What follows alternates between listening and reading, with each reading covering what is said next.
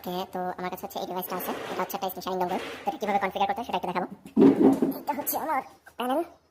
এখানে যে ইউএসবি ইয়াটা আছে, আমি জাস্ট ইউএসবি এটাকে হচ্ছে প্লাগ ইন করে দিব। প্লাগ ইন করে দিলে আমি এটাকে টাচ করলাম। তো এটা হচ্ছে জ্বলতেছে। এখন এখানে একটা অ্যাপ্লিকেশন ইনস্টলের জন্য বলবে, সেটাকে আসেনি এখনো। ওকে, দেখেন এরকম হচ্ছে একটা আসবে, booting USB display configuration please. তো আমার এটা কাজ শেষ। হ্যাঁ, এটার কাজ শেষ হয়ে যাওয়ার পরে আমি জাস্ট এটাকে খুলে নিব।